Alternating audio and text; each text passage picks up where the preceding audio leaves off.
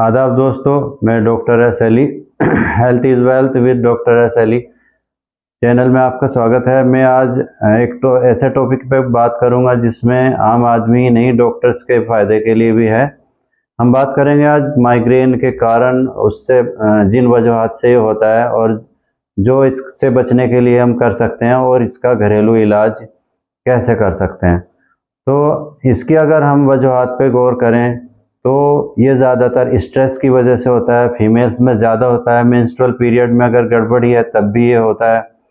अगर sleeping pattern गलत है, यानी कि देर से सोना या कम टाइम के लिए नींद आती है, वो भी इसका कारण है। सोच ज़्यादा है, टेंशन्स ज़्यादा हैं तो भी माइग्रेन होता है। एक्सट्रीम फटीग यानी कि बहुत कमज़ोर हैं, खान पान अच्छा नहीं है, कमज़ोरी है, तब भी ये ज़्यादा होता है। और कुछ इस तरह के फूड्स हैं या ड्रिंक्स हैं, जैसे पोटैटो चिप्स हैं या पिज़्ज़ा और चिकन लीवर वगैरह, या बाहर की जो चीज़ें हैं, रेस्टोरेंट का खाना और फास्ट फूड, इनकी वजह से भी ये शुरू हो जाता है।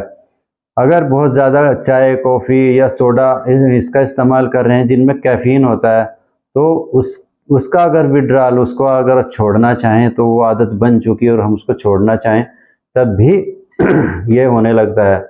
और अल्कोहल इंटेक बहुत ज़्यादा हो या अल्कोहल विड्रॉल कर रहा हो कि छोड़नी है मुझे, तब भी एक ये बनता है। और इसकी अगर खाना अच्छे से ना खाते हों और या मौसम में चेंजेस आ रही हों, तब भी अचानक मौसम तब्दील हुआ तब भी जिनको ये होता है, तो उसके एपिसोड ज़्यादा होते हैं। ओवर एक्सरसाइज से भी हो सकता है, ओवर स्मोकिंग से भी होता है, ब्राइट लाइट, अगर चमकीली लाइट में अचानक चले गए तब भी माइग्रेन स्टार्ट हो सकता है। तो कुछ लोगों को सर्टेन स्मेल्स यानी कुछ खुशबुएं ऐसी हैं, उनसे भी ये हो जाता है। एक केमिकल के बारे में हम बात करेंगे, MSG, मोनोसोडियम ग्लूटामेट, जो एक फ्लेवरिंग एजेंट के तौर पर यूज़ किया जाता है रेस्टोरेंट्स में खाने को अच्छी टेस्टी बनाने के लिए। और ज़्यादातर चाइनीज़ रेस्टोरेंट या चाइनीज़ फूड्स में या लिक्विड फूड्स में इसका इस्तेमाल होता है। तो इसकी वजह से 20 या 25 मिनट के बाद इसका एपिसोड स्टार्ट होने का डर रहता है माइग्रेन का। और इसमें कैफ़ीन का भी कैफ़ीन विड्रॉवल सिंड्रोम भी एक होता है कि अगर कैफ़ीन, चाय, सोडा वगैरह या कॉफ़ी बहुत ज़्यादा जो लोग लेते हैं, उसके बाद भी ये छोड़ने पर या कम लेने पर उन्हें होने लगता है।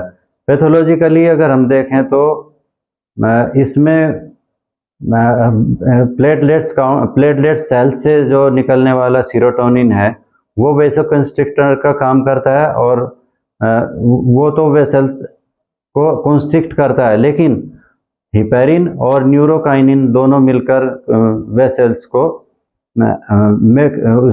इसके ज़रिए पेन क्रिएट करते हैं। तो ये तो एक short allopathic point of view से इसका पैथोलॉजी हो गई, पर अदर पैथीज में भी यही कहा गया कि ये जो वेसल्स हैं या ब्लड की आर्टरीज और वेन्स हैं, उनके सिकुड़ने और फैलने की गति को बढ़ने की वजह से होता है।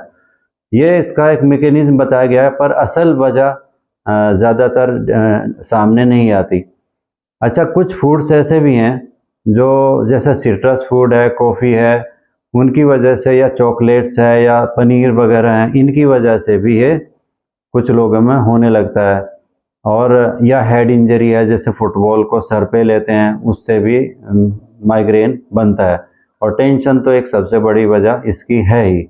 तो हमें अगर इससे बचना है तो जो वजूहात मैंने बताई है, उन्हीं वजूहात को कंट्रोल रखना, उन्हीं वजूहात से बचना है। फास्ट फूड से बचना है, अल्कोहल, ज़्यादा कॉफ़ी की आदत डालने से, और मौसम चेंज जब हो रहा हो तो अपने आप को सेफ रखना है। रेस्टोरेंट के खाने से प्रॉपर बचना है, प्रॉपर नींद लेनी है, प्रॉपर एक्सरसाइज हो, एक नॉर्मल फाइबर वाली डाइट, क्योंकि इसका कॉन्स्टिपेशन भी एक बड़ी वजह है। कॉन्स्टिपेशन भी एक इसकी बड़ी वजह है, उसकी वजह से भी ये होने लगता है।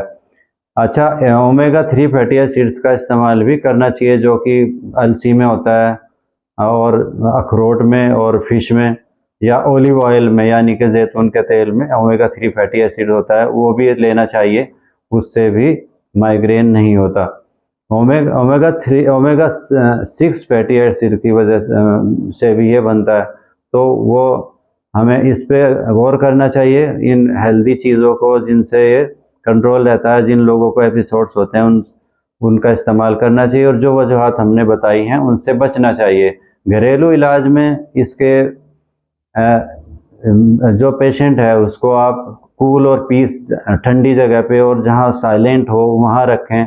मूड हैप्पी उसका होना चाहिए, मूड खुश हो, और कॉन्स्टिपेशन नहीं होना चाहिए। एक एनाल्जेसिक भी उसको कोई पेन किलर दे दिया जाए। और कॉन्स्टिपेशन के लिए यूनानी में एक इतरी फल ज़मानी आता है, वो 10 ग्राम रात में दे दें। उल्टियाँ आ रही हैं तो उल्टी कराएं, और उल्टी रोकने के लिए आइस चटाएं उसको, और ठंडे तेल की सर के ऊपर मालिश करें। ठंडे तेलों में रोगन काहू या रोगन कद्दू का इस्तेमाल कर सकते हैं।